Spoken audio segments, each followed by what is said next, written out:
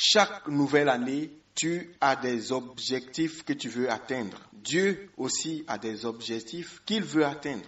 Satan aussi a des objectifs qu'il veut atteindre. Les objectifs de Satan, c'est d'empêcher les objectifs de Dieu de se réaliser dans ta vie. Or, si les objectifs de Dieu ne se réalisent pas dans ta vie, comment pourrais-tu être heureux ou heureuse, réussir ta vie? C'est la bénédiction que Dieu veut t'apporter pour que tu puisses être heureux ou heureuse, que le diable combat afin que tu ne sois pas heureuse ou heureux.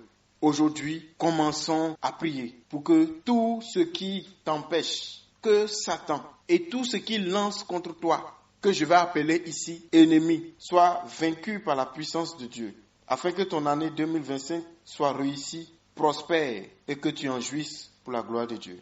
Amen. Shalom, shalom, frères et sœurs, famille du Café Prophétique. Bonjour, je suis heureux de vous retrouver aujourd'hui, samedi 28 décembre 2024. Nous sommes à notre rendez-vous d'intercession.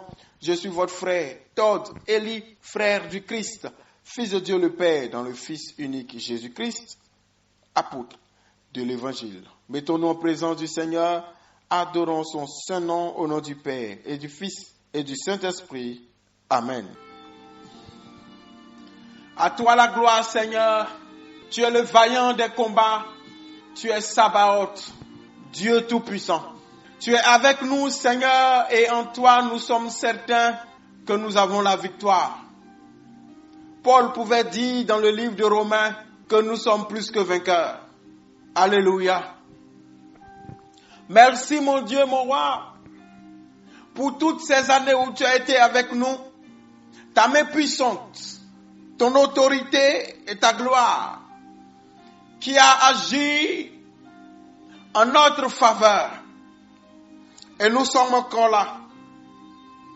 Louange à ton Saint-Nom. Victoire à ton trône. Seigneur, sois élevé.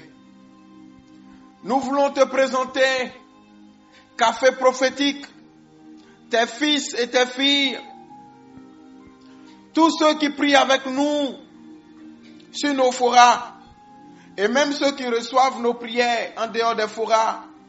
Et nous voulons te recommander 2025. Cette année que tu fais pour nous. Et nous croyons que tu fais toutes choses bonnes en ton temps. Si 2025 arrive, nous croyons que ça sera une bonne année pour nous. Nous croyons que tu fais les choses pour le bien de tes enfants. Comme tu as fait le jardin d'Éden. Et que tu as tout réuni dans le jardin d'Éden pour que Adam et Ève soient comblés. Nous savons que 2025 est comme le jardin d'Éden pour nous. Dans cette année, ô Père, nous savons que tu réunis pour nous toutes les bonnes plantes, les arbres fruitiers, tout ce qu'il nous faut pour être heureux, tout ce dont nous aurons besoin sur le plan de la santé, matériel, finance, professionnel, spirituel, matrimonial, familial, tout Seigneur. Tout Seigneur. 2025, nous croyons que c'est une année qui est remplie de tout ce dont nous avons besoin. Parce que tu ne fais rien à moitié. La Bible dit en Philippiens 4, 19, et mon Dieu pourvoira à tous vos besoins selon sa grande richesse et avec gloire. C'est de ta nature d'être un père responsable, de pouvoir aux besoins de ton peuple, de tes enfants, selon ta grande richesse et avec gloire. Et nous savons que 2025 répond à cela. 2025 est conçu selon ta grande richesse et avec gloire. Pour venir, Seigneur, relever ceux qui sont faibles, redonner de la dignité à ceux qui ont été rejetés, que les misérables soient à nouveau honorés, que les noms méprisés deviennent des noms célébrés. Merci Seigneur. Merci parce qu'en 2025, Ce qui a été méprisé sera honoré. Parce qu'en 2025, tu vas chercher sur le tas d'ordures pour faire asseoir la table des rois. La Bible dit, c'est ta bénédiction qui enrichit et qui n'est suivie d'aucun chagrin. Nous savons qu'en 2025, tu vas bénir et que ta bénédiction va enrichir tes fils et tes filles qui sont ici, qui nous entendent. Alléluia. Merci Seigneur. Merci Seigneur. Pendant que je parle déjà, je vois comme quelqu'un qui est comme dans un costume débraillé, une cravate mal mise, un peu comme quelqu'un qui a connu déjà un bon moment sur le plan professionnel et social, quelqu'un qui a déjà connu un aspect meilleur, mais qui, à cause de la vie ou pour beaucoup de raisons, se retrouve débraillé alors qu'il ne devrait pas. Alors que la personne a déjà tout, ou bien la personne a déjà connu ce qu'il faut, mais qui se retrouve quand même débraillé. Et voici l'ange du Seigneur qui vient et qui commence à réajuster les choses. L'année 2025 est une année de réajustement où Dieu remet les choses à sa place, où Dieu console, où Dieu relève, où Dieu redonne une image correcte aux gens, où Dieu relève les têtes. Alléluia! C'est une bonne année. Je prie pour toi qui m'entends ce matin. 2025 sera pour toi l'une de tes meilleures années. Des 10 dernières années, 2025 sera la meilleure. Alléluia, alléluia. Merci Jésus. Toutes nos prières à partir d'aujourd'hui seront focalisées sur 2025. Et je prie que le chant de 2025 devienne fécond, produise beaucoup et donne d'excellentes récoltes. Que nos greniers soient remplis, que tes greniers soient remplis. Si les années passées, tu avais un grenier comme réserve, que le Seigneur multiplie tes greniers, que ta réserve soit multipliée, que ta récolte soit multipliée au nom de Jésus. Que tu aies des récoltes au point où tu n'en seras pas capable, à toi tout seul de les gérer, où tu seras obligé d'aller chercher des gens pour gérer avec toi. Oui, que le Seigneur te bénisse. Je veux donner comme une prophétie à quelqu'un. Tu as connu, parce que je prophétise selon que le Seigneur m'oriente de manière visuelle.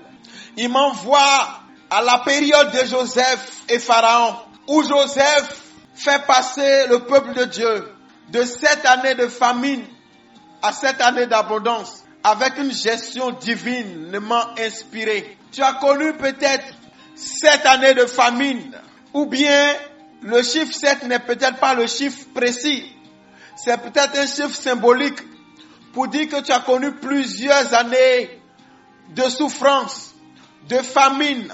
Mais l'année 2025 est l'année qui vient rééquilibrer. À partir de 2025, la courbe va commencer à se rééquilibrer. Et les années de famine, où la courbe, la flèche de la courbe était en chute libre, va se rééquilibrer pour commencer une courbe en croissance. Dieu va te donner de nouvelles années, mais des années d'abondance, de richesse et de prospérité. Au nom de Jésus-Christ de Nazareth, que Dieu soit béni. Je vois quelqu'un qui a des colliers, des chaînes au cou, mais de couleur argentée, c'est-à-dire c'est en argent. Oui, tu as connu une période où tu as réussi dans le commerce, tu as réussi dans les affaires, où les choses marchaient, où ton domaine était florissant, lucratif pour toi. Et À un moment donné, je vois comme si ça s'est terni. L'éclat ne paraissait plus. Et ta valeur avait été comme assombrie. Tout a été comme assombri. Et l'éclat de l'argent, de tes bracelets, de tes colliers s'est éteint. Mais voici qu'en 2025, l'ange du Seigneur tient dans sa main quelque chose que je ne connais pas. Je n'ai jamais vu, mais je peux dire quand même que, en fait, ça va laver et redonner la valeur, l'éclat, la clarté de ce que tu as connu. Cela confirme déjà l'image et la vision passée. L'année 2025, Dieu va commencer à redresser la coupe. Dieu va commencer à relever la coupe. L'éclat va commencer à revenir enfin. Et là où les choses, là où les gens ont été voilés, les voiles vont commencer à quitter. Parce que l'année 2025 est une année où Dieu rééquilibre les choses. Dieu restaure les choses. Repositionne les choses. 2025 est une année où le deuil commence à s'en aller, où la fête s'installe. Merci à Dieu. Je vois comme ceux qui étaient assis, comme un peuple désœuvré, commencer à se lever. Je vois des femmes commencer à changer de tenue. Je vois de grosses marmites commencer à être lavées. Un peu comme on veut beaucoup faire de la cuisine. Donc on commence à apprêter les marmites. Oui, je vois des feux qui commencent à être apprêtés. Je vois des femmes qui commencent à laver les casseroles, les grandes marmites, les choses. Il y a des produits, il y a des choses qui se font. La cuisine s'apprête. Il y a une fête qui s'annonce. Merci Seigneur. Que cela soit ton partage. Pendant que tu entends cela, reçois cela pour ta vie. S'il y en a pour un, il y en a pour deux. S'il y en a pour 10, il y en a pour 1000. Reçois cela. Que le Dieu de Jésus-Christ, qui a multiplié 5 pains et 2 poissons, qui étaient pour une seule personne, afin que 5000 personnes puissent en manger à satiété, jusqu'à ce qu'il ait resté 12 paniers. Au nom de Jésus, qu'il y ait le miracle de la multiplication. S'il y en a pour 10, il y en a pour 1000. Il y en aura jusqu'à débordement. Il y en aura jusqu'à ce que les réserves même seront remplies. Merci Seigneur. Bonne année 2025 déjà. Ça sera une année de grande récolte. Une année où les récoltes viennent apaiser. Une année où les récoltes viennent consoler. Une année où Dieu donne la paix. L'année où, oh my God, je vois un arbre où les feuilles sont bien. Je vois beaucoup d'oiseaux venir d'ailleurs sur cet arbre. Je vois beaucoup d'oiseaux venir d'ailleurs sur cet arbre. Est-ce que c'était des oiseaux qui étaient là avant de partir? Ou bien c'est des oiseaux qui viennent d'ailleurs? Ou bien c'est des oiseaux qui reviennent? Je n'en sais rien. Mais je vois des oiseaux qui viennent d'ailleurs pour venir faire leur nid sur cet arbre. Oh, Dieu va ramener ce que tu n'avais pas. Ou bien ce qui est parti reviendra. Les bonnes choses reviendront. Et je vois beaucoup de nids d'oiseaux maintenant qui se tissent sur ces arbres. Et la vie qui vient. Les chants d'oiseaux un peu partout. Oh my God. Dieu fait de toi comme un arbre qui va attirer l'attention. Qui va attirer beaucoup d'oiseaux et de bons oiseaux. Sur ta vie, beaucoup de nids se bâtiront.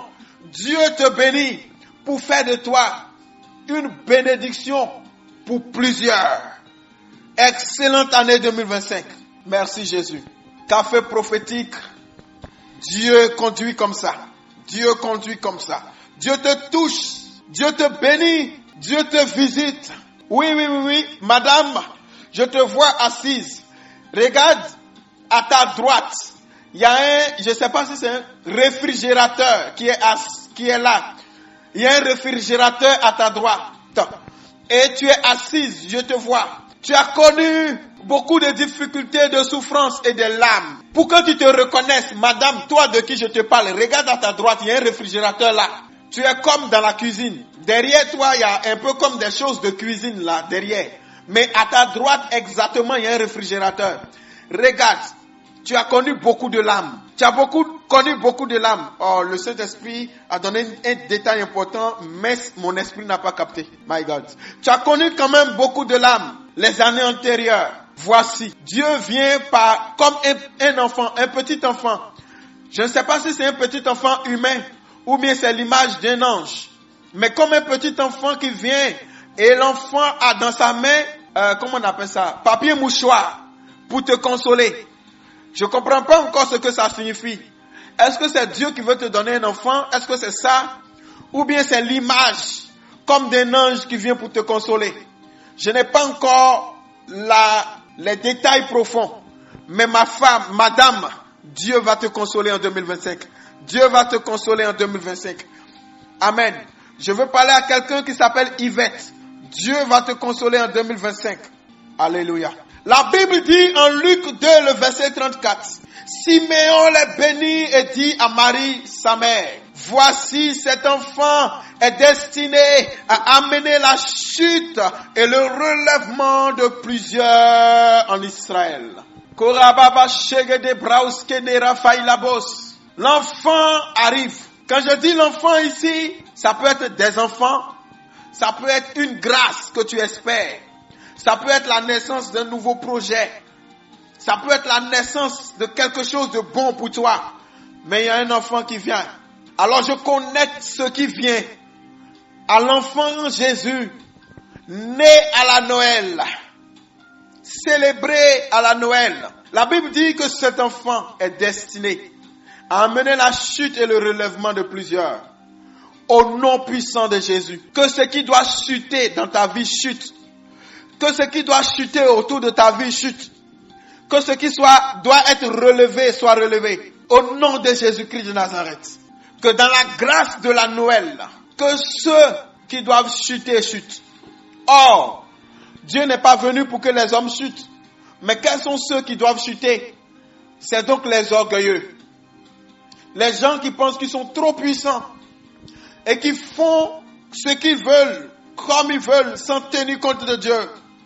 Ceux qui ne tiennent pas de Dieu l'alliance et qui ne marchent pas avec Dieu dans la révélation, mais qui sont puissants, qui sont orgueilleux et qui sont parfois oppressifs devant le peuple et devant les gens. Ils chuteront. Ça peut être des hommes, ça peut être des démons, ça peut être des situations, ça peut être des malédictions, peu importe. La Bible dit en 2 Samuel chapitre 7, le verset 1er. Lorsque le roi habita dans sa maison et que l'Éternel lui eut donné du repos après l'avoir délivré de tous les ennemis qui l'entouraient. Alléluia, alléluia. Je veux parler à quelqu'un. C'est un homme. Le Seigneur ne me donne pas beaucoup de détails sur toi. Mais écoute, regarde, je vois ton pied et je vois quelque chose à ton pied. Je ne sais pas comment décrire ça. Mais en fait, habituellement, la couronne est sur la tête. Mais toi, ta couronne est à tes pieds, au niveau de tes chevilles. Mais en fait, pour toi, ce n'est pas mauvais signe, c'est bon signe. Parce que ce qui va t'honorer, ce qui va te couronner, c'est un de tes enfants, un de tes descendants. En 2025, Dieu va faire grâce à l'un de tes enfants. Et cet enfant qui est à tes pieds deviendra comme ta couronne. Il va te donner l'honneur. Ce qui devait être comme le bonnet de gloire à ta tête et à tes pieds. Mais en 2025, cela va te relever. Dieu va te relever. En élevant un de tes enfants, et cela va relever ton honneur. Gloire à Dieu pour ta vie. Alors je dis à tout le peuple de Dieu, je répète 2 Samuel 7, verset 1. Et je vous demande de prendre 2 Samuel 7, verset 1. De répéter ça plusieurs fois. La Bible dit, lorsque le roi habita dans sa maison et que l'Éternel lui eut donné du repos Répète avec moi, repos. Il y a des mots-clés ici qui me plaisent. Habiter dans sa maison. Que Dieu donne du repos. Et on dit après l'avoir délivré de tous les ennemis qui l'entouraient. Donc quand Dieu finit de délivrer le roi de tous les ennemis qui l'entourent, il lui donne du repos en lui faisant habiter dans sa maison à lui-même. Je déclare au nom de Jésus, à partir de la parole de Dieu, qu'en 2025, et même à partir de maintenant, la main puissante de Dieu te visite. Elle visite ton environnement. Et Dieu te visite.